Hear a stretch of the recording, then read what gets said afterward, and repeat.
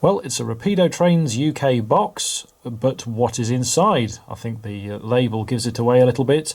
It's the VIX ferry van, and I'm very excited to take a first look at this new tooling from the manufacturer, which promises to sort of set a new era for high fidelity and super detail on its UK model.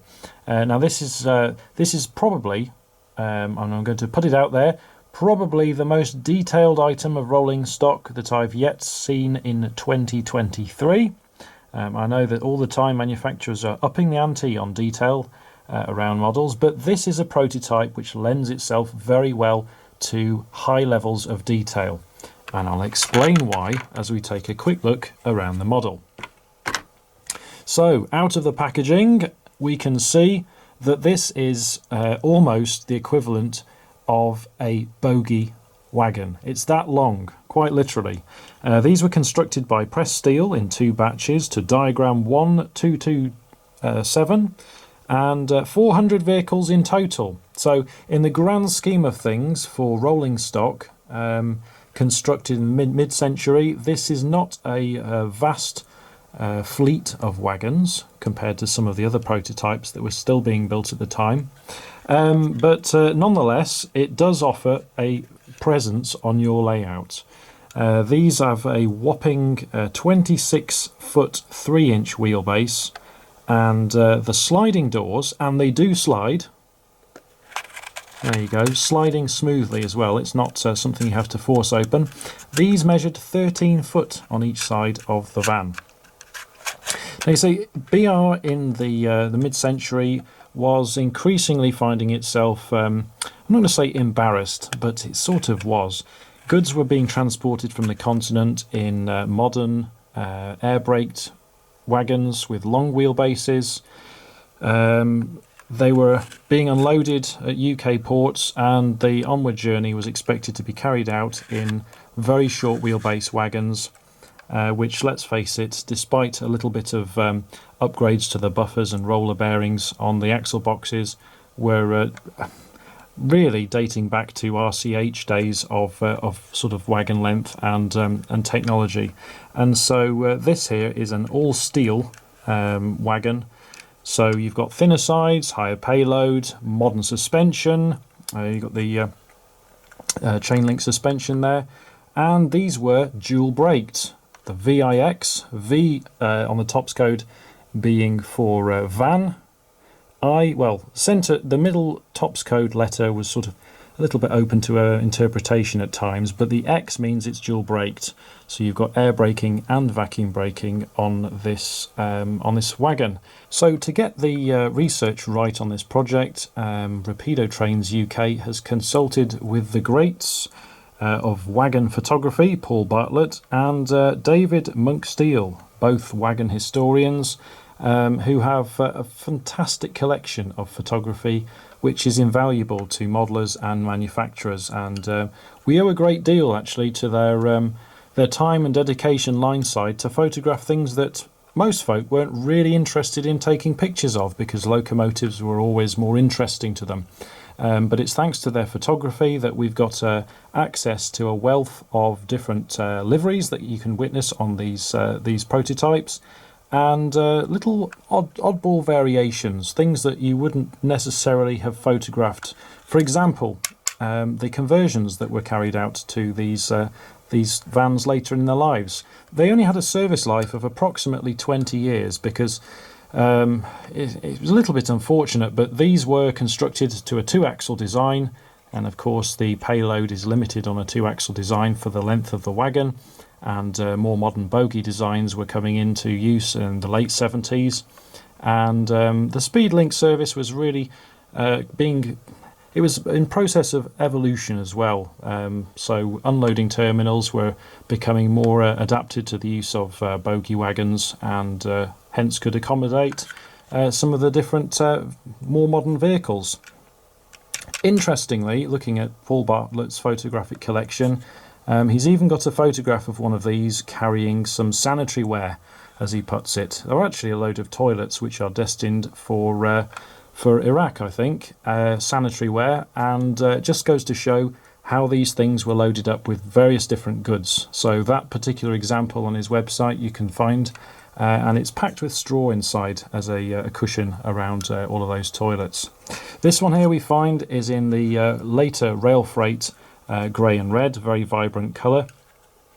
You can see we've got the international 70 for the UK BR numbering there, and can make out the builder's plate there at the bottom on the chassis. The application of the paint and the finish of the livery on this is exceptional. It's always difficult to get a crisp edge when you've got a dark colour and a light colour together, because a little bit of bleed shows quite a lot. So congratulations to Rapido on that. The buffers are of typical true continental style, sort of cast housings. And I wonder, actually, on these, I'm just going to take a quick look. I wonder if they are. I'm not sure how easily that will show on camera. I'll just turn up the aperture there. You might be able to make out they are ribbed to the back of the buffer there. So great attention to detail. And you've even got the little grab rails to the underside there for when the shunter is coupling and uncoupling. They grab hold of that and sort of swing themselves under the wagon to reach the couplings.